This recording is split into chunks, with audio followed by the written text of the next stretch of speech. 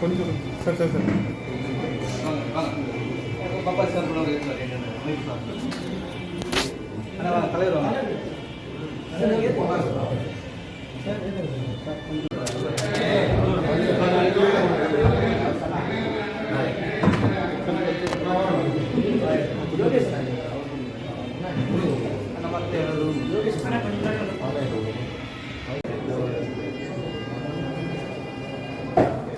இன்னும் ஒன்று இருக்குல்ல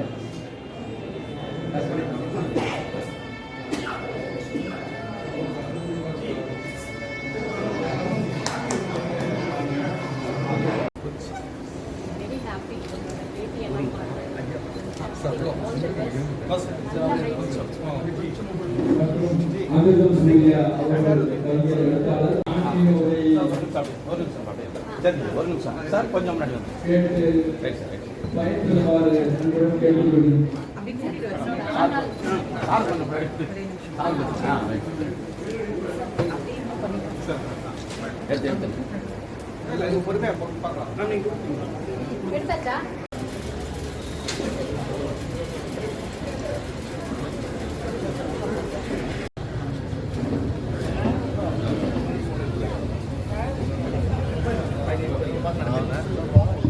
அன்பர்களே, அமைச்சர் பெருமக்கள் மேடையில் அமர்வுள்ளார்கள். அங்காங்குள்ள அன்பர்கள்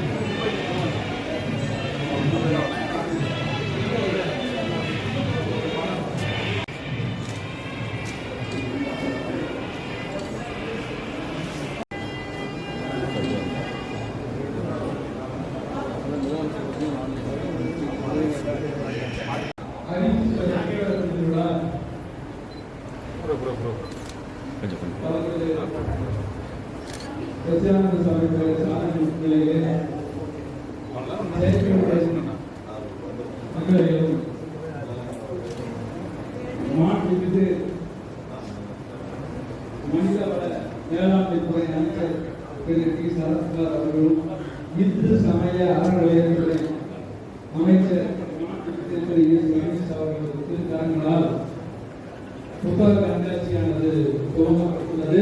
இந்த விழாவிற்கு வரவேற்புரையாக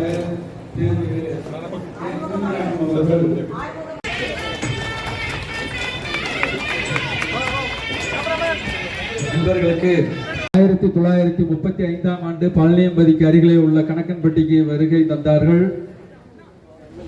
அதற்கு பின்னர் சத்திரப்பட்டி, திண்டுக்கல், குடிகில்பட்டி இது போன்ற அருகில் இருக்கக்கூடிய ஊர்களுக்கெல்லாம் விஜயம் செய்து அன்பர்களை காத்தருள் செய்து நிறைய அற்புதங்கள் நிகழ்த்தி அதற்கு பின்னர் சென்னை மாகாணத்தினுடைய அன்றைய கவர்னராக இருந்த திரு ஆட்சிப்பால் நே அவர்களது கேம்ப் கிளர்க் மற்றும் PA-வாக இருந்த RS தனகோபால் பிள்ளை மற்றும் சம்பந்த பிள்ளை ஆகியோரது வேண்டுகோளிற்கிணங்க கடைசியிலே சென்னை அரசினர் மாளிகையிலே வந்து தங்கி இருந்தார்கள்.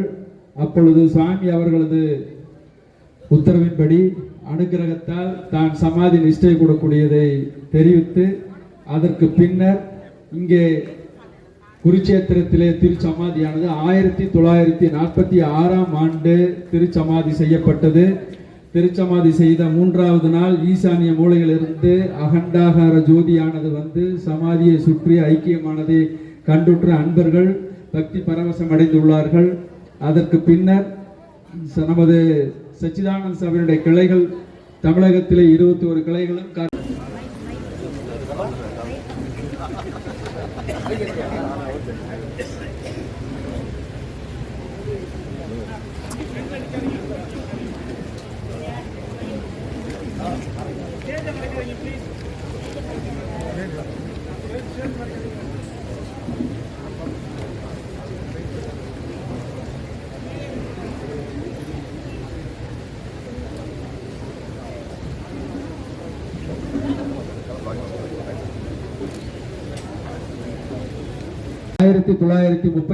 ஆண்டு பழனியம்பதிக்கு அருகிலே உள்ள கணக்கன்பட்டிக்கு வருகை தந்தார்கள். அதற்கு பின்னர் சத்திரப்பட்டி, திண்டுக்கல், குடிகில்பட்டி இது போன்ற அருகில் இருக்கக்கூடிய ஊர்களுக்கெல்லாம் விஜயம் செய்து அன்பர்களை காத்தருள் செய்து நிறைய அற்புதங்கள் நிகழ்த்தி அதற்கு பின்னர் சென்னை மாகாணத்தினுடைய அன்றைய கவர்னராக இருந்த திரு ஆட்சிப்பால் நே அவர்களது கேம்ப் கிளர்க் மற்றும் பிஏவாக இருந்த RS தனகோபால் பிள்ளை மற்றும் சம்பந்த பிள்ளை ஆகியோரது வேண்டுகோளிற்கிணங்க கடைசியிலே சென்னை அரசினர் மாளிகையிலே வந்து தங்கி இருந்தார்கள். அப்பொழுது சுவாமி அவர்களது உத்தரவின்படி அனுகிரகத்தால் தான் சமாதி நிஷ்டை கூடக்கூடியதை தெரிவித்து அதற்கு பின்னர் இங்கே குருச்சேத்திரத்திலே திருச்சமாதியானது 1946ஆம் ஆண்டு திருச்சமாதி செய்யப்பட்டது. திருச்சமாதி செய்த 3வது நாள் ஈசானிய மூலையிலிருந்து அகண்டாகார ஜோதியானது வந்து சமாதியை சுற்றி ஐக்கியமானதை கண்டுற்ற அன்பர்கள் பக்தி பரவசம் அடைந்துள்ளார்கள். அதற்கு பின்னர் நமது சச்சிதானந்த சபையினுடைய கிளைகள் தமிழகத்திலே 21 கிளைகளும் மாணவர்களை விட மனிதர்கள் தான் அதிகம் தேவைப்படுகிறார்கள். இப்படி ஒரு சமூகத்தை கட்டமைக்கத்தான், இப்படி ஒரு வாழ்வியலை உருவாக்கத்தான் லஞ்ச லாவண்யம் இல்லாத ஒரு அரசை தமிழ்நாடு இன்றைக்கு உருவாக்கி இருக்கிறது. இன்னும் சொல்ல போனால் எல்லா தலைவர்களும் புத்தகங்களில் வாழ்வார்கள். ஆனால் இன்றைய தமிழ்நாட்டின் முதல்வர் இன்று ஒரு புத்தகமாக வாழ்ந்து கொண்டிருக்கிறார். அவர்தான் தமிழ்நாட்டின் முதல்வர். அதுவும் சொல்ல போனா என்ன சொல்கிறார், எப்போதும் ஏதாவது ஒரு நிகழ்வுகளில் நம்ம 5 ஆண்டுகளுக்கு முன்பாக பார்க்கலாம், யாராவது 2 பேர் உள்ள வரும் பொழுது அமைச்சரின் பையன்கள் என்று சொல்வார்கள். இப்போது பையன்களை எல்லாம் அமைச்சராக்கி இருக்கிறார் எங்கள் தலைவர்.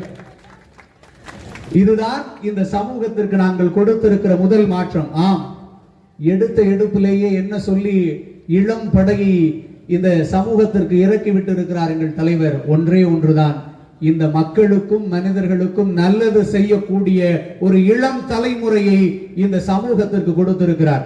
இன்னும் சொல்ல போனால் என் தலைவனும் சிலப்பதிகாரத்தில் வருகிற அந்த கதாபாத்திரமும் ஒன்றுதான். ஆம், கைகளில் கண்ணகி வைத்திருக்கிற காப்பு மாதிரியே எல்லா குழந்தைகளிலும் எல்லா வாக்காளர் கைகளிலும் ஒரு காப்பாய் விசிலை கொடுத்தார். இன்றைக்கு எல்லா இடங்களிலும் அவர் பற்ற வைத்த தீ எரிந்து கொண்டே இருக்கிறது. அப்படித்தான் ஒரு நல்ல அரசை இந்த மனிதர் உருவாக்கி இருக்கிறார் என்று நாங்கள் மட்டுமல்ல, இன்றைக்கு தமிழ்நாட்டில் இருக்கிற எல்லா குடும்பத்தாரும் கொண்டாடக்கூடிய அளவிற்கு இந்த ஆட்சி நடந்து கொண்டிருக்கிறது. ஆம், ஏனென்றால் பல கட்சிகள் இந்த நிலத்தில் பணம் உடையவர்களை எல்லாம் பணம் உடையவர்களை எல்லாம் வேட்பாளர்களாக நிறுத்திய போது குணம் உடையவர்களை வேட்பாளர்களாக நிறுத்தி ஒரு பெரும் மாற்றத்தை, ஒரு சமூக புரட்சியை ஒரு மனிதர் செய்திருக்கிறார். ஆம், எங்களுக்கு பெருமைதான். எங்கள் அரசவையில் இன்னும் சொல்ல போனால் 4 பெண்மணிகளுக்கு முக்கியத்துவம் கொடுக்கப்பட்டிருக்கிறது. காரணம் என்ன? ஆண் பிள்ளைகளுக்கும் பெண் பிள்ளைகளுக்கும் பெரிய வித்தியாசம் இருக்கிறது. வீடுகளில் இருக்கிற ஆண் குழந்தைகள் வீடுகளின் வாரிசுகளாக இருக்கலாம், வீடுகளில் இருக்கிற பெண் குழந்தைகள் மட்டும்தான் வீடுகளின் பரிசாக இருக்க முடியும். அதைத்தான் என் தலைவர் இந்த நிலத்திற்கு செய்து கொண்டிருக்கிறார். அதனால் தான் சொல்கிறேன், என் தலைவன் புத்தகத்தில் இருக்கிற தலைவன் அல்ல, புத்தகமாய் இருக்கிற தலைவன் என்கிற வார்த்தையை. இப்படித்தான் இந்த சமூகத்தை ஒரு மனிதர் கட்டமைக்க முடியும் என்று இப்போது ஒரு எடுத்துக்காட்டாய், இன்னும் சொல்ல போனா நிறைய வரிகளில் இந்த வாழ்க்கை வாழ்ந்து கொண்டே இருக்கும்னு சொல்லுவாங்க. சின்ன சின்ன கவிதைகள் 2-3 மட்டும். எதையாவது நினைத்து கொண்டே இருக்கிறேன், மகிழ்வோ வருத்தமோ காயமோ ஏதாவது ஒன்று கிடைத்து விடுகிறது நினைத்துக் கொள்வதற்கு. ஆம், பிடித்தவர்களை உங்கள் அன்பில் பூட்டி வைக்காதீர்கள், பிடித்தவர்களை உங்கள் அன்பில் பூட்டி வைக்காதீர்கள், என்றேனும் சாவி கிடைத்தால் நிச்சயம் வெளியேறி விடுவார்கள். இப்படி இதையும் தாண்டி இதுவெல்லாம் இருந்தால் நான் நிம்மதியாகி விடுவேன் என்று எதையெல்லாம் பட்டியல் இடுகிறாயோ அதுவெல்லாம் பின்னாட்களில் நிம்மதியே தருவதில்லை. இதுதான் மனித வாழ்க்கை என்று ஒரு கவிதை சொல்கிறது. நான் ஒரு ஆச்சரியமான உண்மையை படித்தேன். ஒரு புத்தக திருவிழாவிற்கு செல்கிற போது அந்த புத்தக திருவிழாவில் வாசலில் இப்படி ஒரு வாசகம் எழுதப்பட்டிருந்தது: நீங்கள் இங்கே வாங்குகிற எந்த புத்தகத்திற்கும் உங்களால் அதற்குண்டான மதிப்பையும் விலையையும் கொடுக்க முடியாது என்று அந்த அறைக்கு உள்ளே நுழைகிற போது ஒரு வாசகம் எழுதப்பட்டிருந்தது. நான் ஆச்சரியமா பார்த்தேன். எல்லா புத்தகத்தையும் காசு கொடுத்து தானே வாங்குறோம், ஆனா இந்த புத்தக அரங்கில் மட்டும் இப்படி எழுதி இருக்கிறார்களே என்று கேட்டேன். அதற்கு அந்த புத்தகக்காரர், அந்த அச்சுக்காரர் சொன்னார், நீங்கள் கொடுக்கிற பணம் என்பது அச்சுக்கூலியே தவிர அறிவு கூலி அல்ல, அறிவுக்கு கூலியே தர முடியாது என்று சொன்னார்.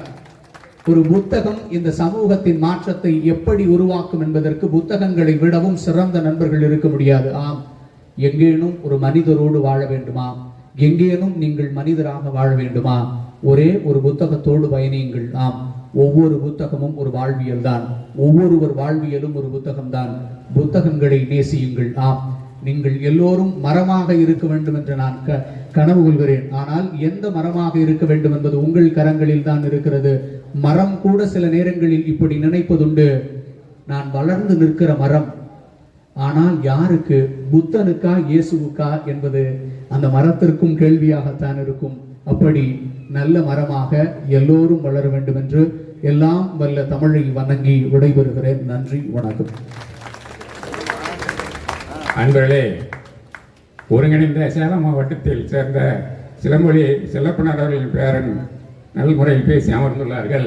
நன்றி, வணக்கம். அடுத்தபடியாக சிந்து அறநிலையத்துறை அமைச்சர் மாண்புமிகு எஸ் ரமேஷ் அவர்களை சொற்பொழிவாற்றுமாறு ஸ்ரீரங்கம் சட்டமன்ற உறுப்பினரும் இந்து அறநிலையத்துறை அமைச்சருமாகிய மாண்புமிகு எஸ் ரமேஷ் அவர்கள் மறைமலை நகரைச் சேர்ந்தவர், கல்லூரியில் பட்டப்படிப்பு பெற்றவர், தமிழக வெற்றி கழகத்தின் முக்கிய பொறுப்பு வகித்து வருகிறார்.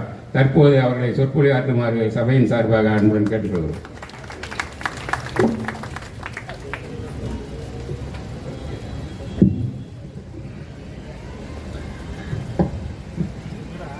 அன்னை தமிழருக்கு முதல் வணக்கம்.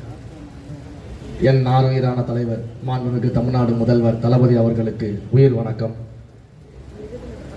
அறிவுச்சுடர் புத்தக திருவிழாவிற்கு, திறப்பு விழாவிற்கு எனக்கு அழைப்பு விடுத்த அனைவருக்கும், இங்கே கலந்து கொண்டிருக்கக்கூடிய அனைவருக்கும் என்னுடைய நெஞ்சார்ந்த நன்றிகளையும் வாழ்த்துக்களையும் மாண்புமிகு தமிழ்நாடு முதல்வர் தளபதி அவர்களின் சார்பில் இந்த நேரத்தில் தெரிவித்துக் கொள்கிறேன்.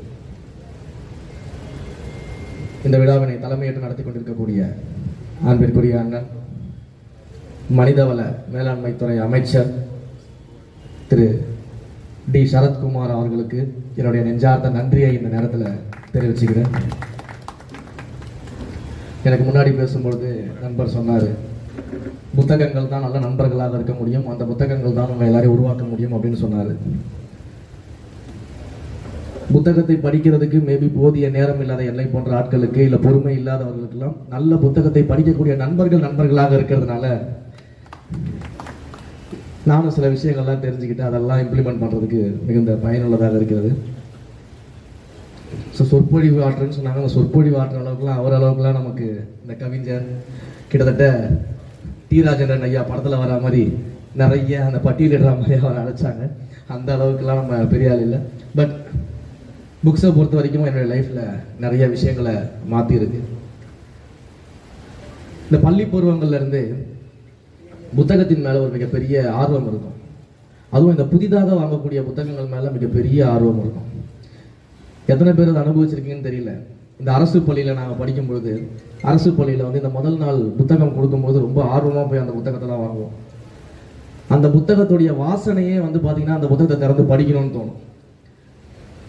அப்போ ஒரு புத்தகம் அப்படின்றது நம்முடைய பள்ளி காலத்திலிருந்து எந்த அளவுக்கு நமக்கு ஒரு உற்ற நண்பனாக இருக்கிறது, எந்த அளவுக்கு நம்ம ஈர்க்கிறது அப்படின்றதுக்கு இது ஒரு மிகச்சிறந்த உதாரணம். பட் எந்த புத்தகத்தை நம்ம தேர்ந்தெடுக்கிறோம், யாருடைய எழுத்துக்களை நம்ம தேர்ந்தெடுக்கிறோம், யாருடைய புத்தகத்தை நம்ம படிக்கிறோம், எதன் பாதையில் நடக்க போகிறோம் அப்படிங்கிறதுக்கு வந்து நம் இளம் வயதிலிருந்தே கற்கக்கூடிய இந்த புத்தக கல்வி அப்படிங்கிறது வந்து மிகப்பெரிய ஒரு ஊன்றுகோலாக இருக்கும். எனக்கு உண்மையிலேயே ரொம்ப சந்தோஷம். இந்த இடத்துல வந்து எனக்கு நிறைய பேர் புத்தகங்கள்லாம் gift கொடுத்துட்டே இருப்பாங்க. நிறைய புத்தகங்கள் வரும். நான் கூட சொல்லியிருந்தேன், இந்த சால்வையெல்லாம் தயவு செஞ்சு அவாய்ட் பண்ணிடுங்க. என்னை பார்க்க வரும்போது யாரும் பொன்னாடைகள், இந்த பூங்கொத்துகள், இந்த பரிசு பொருட்கள்லாம் என்னை பார்க்கும்போது வாங்கிட்டு வராதிங்க. தயவு செஞ்சு 4 புத்தகத்தையாச்சும் வாங்கிட்டு வந்து கொடுங்க. அட்லீஸ்ட் அந்த புத்தகத்தை வந்து நானும் என்னோட நேரம் கிடைக்கும்போது படிக்க முடியும்.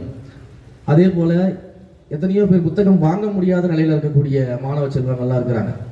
இன்றைக்கு புத்தகம் வாங்கக்கூடிய நிலையில் இறைவன் நம்மளை வச்சிருக்கிறாரு, நம்முடைய பெற்றோர்கள் நம்மளை வச்சிருக்கிறாங்க. நம்ம இது போல் ஒரு புத்தக திறப்புக்கு வரோம், புத்தகங்கள் வாங்குகிறோம். ஆனால் எத்தனையோ இடங்கள்ல இன்னும் புத்தகங்களை வாங்கி படிக்கணும்னு ஆசையோடு அதை வாங்குவதற்கான பணம் இல்லாமல் எத்தனையோ கிராமப்புற மக்கள், கிராமப்புற மாணவர்கள், குழந்தைகள்லாம் இயங்கிக்கிட்டு இருக்கிறாங்க. அப்போ நீங்கள் இந்த சால்வைகளை, பரிசு பொருட்களை, பூங்கொத்துகளை இதெல்லாம் தயவு செய்து அவாய்ட் பண்ணிட்டு புத்தகங்களாக பரிசாக கொடுத்தீங்கன்னா அந்த புத்தகங்கள் அது போன்ற யாரோ ஒருவருக்கு போயிட்டு நிச்சயமாக பயனளிக்கக்கூடிய வகையில் சேரும். அப்படிங்கிறத இந்த புத்தக திருவிழாவில் முன்னாடி உங்க எல்லாருக்கிட்டையும் மிகுந்த அன்போட ஒரு வேண்டுகோளா வச்சுக்கிறேன். ஏன்னா நிறைய பேர் நான் இந்த சால்வை போடக்கூடாதுன்னு சொன்னதுக்கே வந்து பார்த்தீங்கன்னா நிறைய நெகட்டிவெல்லாம் பேசிக்கிட்டு இருந்தாங்க. சால்வை போடக்கூடாதுன்னு சொல்லிட்டாரு, சால்வை எதற்காக போடுறோன்னு தெரியுமா, அந்த ஈக்குவாலிட்டிக்காக போடுறோம்லாம் சில பேர் எதிர்த்து பேசினாங்க. நான் அதை மறுக்கலை. பொன்னாடை அணிவிப்பது வந்து இது போன்ற கருத்துகள் இருந்தாலும் அதைவிட இது போன்ற புத்தகத்தை வாங்கி படிக்க முடியாத மாணவ செல்வங்களுக்கு அந்த அறிவை கொண்டு போய் சேர்ப்பதில் தான் நான் முக்கியத்துவம் கொடுக்குறேன். அதனால நான் அதை பயன்படுத்துறேன். அதனால தயவு செய்து இது ஒன்றை மட்டும் ஒரு அன்போட வேண்டுகோளாக வச்சுக்கிறேன். ரொம்ப மகிழ்ச்சியாக இருக்குது. இது போன்ற நிறைய புத்தக திருவிழாக்களை நடத்த வேண்டும். இது போன்ற பல புத்தகங்களை மாணவர்களிடமும் இன்றைய இளைஞர்களிடமும் கொண்டு போய் சேர்க்க வேண்டும். ஏன்னா இன்றைய இளைஞர்கள் ஃபுல்லாக பார்த்தீங்கன்னா கையில் ஃபோனோட தான் இருக்கிறாங்க. புத்தகத்தோடு பார்க்கறத விட ஃபோனோட பார்க்கறது தான் அதிகமாக இருக்குது பல இடங்கள்ல. ஏன்னா உள்ளங்கையிலே இன்றைக்கி உலகம் வந்துருச்சு. உள்ளங்கையிலேயே நீங்கள் எல்லாத்தையும் பார்த்துடுறாங்க. பட் அதை எப்படி பயன்படுத்த போகிறோம் அப்படிங்கிறது தான் இருக்குது. ஃபோனை இவங்க பயன்படுத்துகிறாங்களா இல்லை இவங்களை ஃபோன் பயன்படுத்துதான்றது தான் கேள்வியே. அப்போ ஃபோனை இவங்க சரியாக பயன்படுத்துனாங்கன்னா அது மூலம் நிறைய கற்றுக்கலாம். இருந்தாலும் ஒரு புத்தகத்தை கையில் வாங்கி அதை படிக்கிறன்ற ஃபீலே தனி ஃபீலிங் தான். நான் அதை தான் சொன்னேன், பள்ளி காலத்துலேருந்தே அந்த புத்தகத்தை வாங்கி படிக்கிறதுன்றது ஒரு தனி ஃபீல் தான். ஸோ நிறைய புத்தக கண்காட்சிகள் இது போல் நடத்தப்பட வேண்டும். இதற்கு தமிழ்நாடு அரசாங்கம் நிச்சயமாக எந்தவித உதவியாக இருந்தாலும் முன்வந்து செய்வதற்கு தயாராக இருக்கிறது. மாண்புமிகு முதல்வர் அவர்கள் இது போன்ற அறிவு சார்ந்த விடயங்களுக்கு இதை வந்து பப்ளிக்கு கொண்டு போகிறதுக்கும் இளைஞர்களுக்கு கொண்டு போகிறதுக்கும் எந்தவித உதவியும் செய்யக்கூடிய, அதற்கு தயாராக இருக்கக்கூடிய ஒரு மதிப்புமிக்க மனிதர். கல்வியையும் இந்த அறிவு சுடரையும் வளர்ப்பதற்காக மிக சீரிய அளவில் பணிகளை மேற்கொள்ளக்கூடிய ஒரு மனிதர். அதே போல இந்த புத்தகத்துடைய எழுத்தாளர்கள், அவங்களுக்கு நம்ம இந்த நேரத்தில் நிச்சயமாக நன்றி சொல்லியே ஆகணும். ஏன்னா எத்தனையோ துறைகளில் வந்து மிகப்பெரிய அளவில் கோடி கோடியாக பணம் சம்பாதிப்பதற்கான துறைகள்லாம் இருக்கும் பொழுது அவங்களுடைய நாலேஜை ஒரு புத்தகமாக கொண்டு வந்து எழுதி அதை மக்கள்கிட்ட கொண்டு போய் சேர்த்து அதன் மூலமாக பலருக்கு சில அறிவாற்றலை, சில கல்வியை, சில பாதைகளை புகட்டுவதற்காக இந்த புத்தக எழுத்தாளர்கள் அவர்கள் வாழ்க்கையை தியாகம் செய்து மிகப்பெரிய எழுத்தாளர்களாக இருக்கக்கூடிய இன்றைக்கு ஆரம்பகட்ட எழுத்தாளர்கள் அனைவருக்குமே இந்த நேரத்தில் என்னுடைய நெஞ்சார்ந்த நன்றியை தெரிவிச்சுக்கிறேன். ஏன்னா எல்லாருமே ஒரு ஆசிரியர் தான், எல்லாருமே எல்லாம் தெரிஞ்சுக்கிட்டுலாம் பிறக்கிறது இல்லை. அப்போ ஒவ்வொருத்தரும் எழுதக்கூடிய இது போன்ற புத்தகங்கள்ல இருந்து ஏதோ ஒரு கருத்து, நமக்கு தேவையான கருத்து, நாம் கற்றுக்கொள்ளக்கூடிய விஷயம் நிச்சயமாக இருக்கும். அப்படிப்பட்ட எழுத்தாளர்கள் அனைவருக்கும் இந்த மேடையை பயன்படுத்தி நன்றி சொல்ல ஆசைப்படுகிறேன். அவர்கள் அனைவருக்கும் என்னுடைய நன்றிகள். இந்த எழுத்தாளர்களினுடைய எண்ணங்களை எல்லாம் புத்தகமாக பிரதியிட்டு வெளியிடக்கூடிய பதிப்பாளர்கள் அனைவருக்கும் என்னுடைய நெஞ்சார்ந்த நன்றிகளை இந்த நேரத்தில் தெரிவிச்சுக்கிறேன். இதை இது போன்ற அளவில் புத்தக திருவிழாவாக நடத்தி மக்களுக்கு கொண்டு போய் சேர்க்கக்கூடிய நண்பர் அழகாக சொன்னார்ல, புத்தகத்தினுடைய அந்த பதிப்புக்காகிற செலவுக்கு தான் நம்ம கொடுக்குறோம். அந்த புத்தகத்தினுடைய நாலேஜுக்கு ஒரு காலமும் நம்ம விலை கொடுக்க முடியாதுன்னு சொன்னால அதுதான் உண்மை, 100% அதுதான் உண்மை. அந்த நாலேஜை நம்ம கொடுக்கறதுக்காக இப்படிப்பட்ட புத்தக திருவிழாவை ஏற்பாடு செய்யக்கூடிய உங்கள் அனைவருக்கும், இதில் கலந்து கொண்டிருக்கக்கூடிய அனைவருக்கும் என்னுடைய நெஞ்சார்ந்த நன்றிகளை தெரிவித்துக் கொண்டு விடைபெறுகிறேன். நன்றி, வணக்கம். 2 நிமிடம் என்று நேரம் கொடுத்து ஒரு சிற்றுரையை ஆற்றி அமைந்திருக்கும் அமைச்சர் திரு ரமேஷ் மற்றும் மாண்புமிகு அமைச்சர் திரு சரத் அவர்களுக்கும் எங்களது நெஞ்சார்ந்த நன்றியை தெரிவித்துக் கொள்கிறோம். முன்பாக இது வந்து அறிவு சுடர் புத்தக கண்காட்சி அடுத்த 5 நாட்களுக்கு தொடர்ந்து காலை 9:30 மணி முதல் 10 மணி முதல் மாலை 9 மணி வரைக்கும் நடைபெற உள்ளது. மக்கள் அனைவரும் வருகை தந்து சிறப்பிக்கும்படி கேட்டுக்கொள்கிறோம். 1 அமைச்சர் பெருமக்களுக்கு ஒரு சிறிய வேண்டுகோள். இந்த ஆண்டு எங்களுடைய பப்பாசி என்ற நிறுவனம் உங்களுக்கு தெரிஞ்சிருக்கும், அமைப்பு தெரிஞ்சிருக்கும். அது கடந்த 50 ஆண்டுகளாக சென்னை புத்தக கண்காட்சி மிக சிறப்பாக பிரம்மாண்டமாக நடைபெற்று வருகிறது. அது இந்த ஆண்டு 50வது ஆண்டு என்பதால் மிகச்சிறந்த முறையில் நாங்கள் அதை கொண்டாட இருக்கிறோம். கல்வி அமைச்சர் அவர்களிடம் முதல்வர்களுக்கும் கடிதங்கள் எழுதியிருக்கிறோம். அமைச்சர் பெருமக்களாக நீங்களும் இந்த மேடையில் இருப்பதால் உங்களிடமும் இந்த வேண்டுகோளை வைக்கிறேன். எங்களுக்கு சிறந்த முறையில் உங்களுடைய ஆதரவும் அன்பும் இருக்க வேண்டும் என்று கேட்டுக்கொள்கிறோம். இது போன்ற அறிவுசார் முன்னெடுப்புகளை நாங்கள் தொடர்ந்து முன்னெடுப்பதற்கு நீங்கள் கொடுத்த ஊக்கம் மிக எளிமை. காட்சிக்கு எளியவன் கடுஞ்சொல்ல நல்லலன்னு சொல்லிட்டு இந்த திருக்குறள் சொல்கிற மாதிரி ரொம்ப எளிமையாக உங்களை அணுக முடிஞ்சுது. நீங்கள் இந்த நேரத்தை ஒதுக்கி வருகை தந்ததுக்கு எங்களுடைய பப்ளிஷர்ஸ் சார்பிலும் குறிப்பாக சத்குரு அந்த அமைப்பு சார்பிலும் அது தலைவர் திருஞானம் அவர்கள் சார்பிலும் எங்களது மனம் நிறைந்த நன்றியை தெரிவித்துக் கொள்கிறோம். நன்றி, வணக்கம். அடுத்தபடியாக தாம்பரம் தொகுதி சட்டமன்ற உறுப்பினரும் மனிதவள மேம்பாட்டுத்துறை அமைச்சருமான மாண்புமிகு டி சரத்குமார் அவர்கள் சரி தலைவர் திருஞானம் அவர்கள் சொற்பொழிவாற்றுவார். சத்குரு துணை அனைவருக்கும் வணக்கம். குறிப்பாக அமைச்சர் பெருமக்களுக்கு நம்ம அறநிலையத்துறை அமைச்சரோடு சொன்ன கருத்து தான் நம்ம 150 வருஷமாக நம்ம சபையில் எடுத்துகிட்டு போகிறோம். நம்ம எங்கள் குருநாதர் அறிவு தான், அறிவே சர்க்குருன்னு சொன்னார். ஸோ நாங்கள் அப்போவே 100 வருஷமாகவே சர்க்குரு நூலகம்னு தமிழ்நாடு ஃபுல்லாக வச்சு நாங்கள் எங்களோட சபை சார்பில் பண்ணிகிட்டு இருக்கோங்கிற இந்த நேரத்தில் அமைச்சருக்கு நாங்கள் தாழ்மையோடு தெரிவிக்க விரும்புகிறேன். அதுக்கப்புறம் அமைச்சர் 2 நாளைக்கு முன்னாடி ஒரு அற்புதமான ஒன்று சொன்னார். இந்த மாதிரி ஒரு ஆன்மீக அமைப்போ அல்ல கோயிலோ அல்ல எந்த ஒரு இடமா இருந்தாலும் முதல்ல இருக்க வேண்டியது கழிவறைகளும் குடி தண்ணீரும்.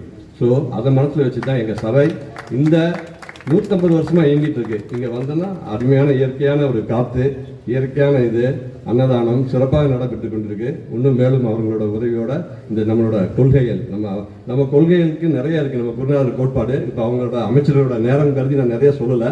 இப்போ அவங்க ஃபீல் பண்ணியிருப்பாங்க வாட் இஸ் வாட் அப்படிங்கிறத. அது குருநாதர் நம்மளை ஏற்கனவே சொல்லியிருக்கேன். நம்ம குருவுக்கெல்லாம் குரு நம்ம குருநாதர். அவர் இப்போ அவங்களோட வழிகாட்டுதல் நம்ம என்ன பண்ணிட்டு இருக்கோம், இந்த வரும் ஃபியூச்சரில் நம்ம என்ன பண்ணுறோம் அப்படிங்கிறது எல்லாமே நம்ம அவங்களுக்கு அது குறிப்பாக சரத் தம்பிகிட்ட நாங்கள் அப்டேட் பண்ண போகிறோம். ஏன்னா வரும் காலங்களில் IAS IPS மாணவர்கள் இங்கே தங்கி படிக்கலாம், அதுக்குண்டான வசதிகள்லாம் ஏற்பாடு பண்ணுறோம். ஸோ அனைத்து நல்ல நலத்திட்டங்கள் இருக்குது. ஸோ இந்த நல்ல வேலையில் வந்திருக்கும் அமைச்சர் பெருமக்கள் 2 பேருக்கும், குறிப்பாக அறநிலையத்துறை அமைச்சர் அவர்களுக்கும் மனிதவள மேம்பாட்டுத்துறை அமைச்சர் திரு டி சரத்குமார் அவர்களுக்கும் என் அன்பான நன்றியும் இந்த சபையின் சார்பில் தாழ்மையுடன் தெரிவித்துக் கொள்கிறேன். நன்றி. முதல் அமர்வு இறுதியை நிறைவுற்றது. அடுத்த அமர்வு இன்னும் சிறிது நேரத்தில் தொடரப்படும்.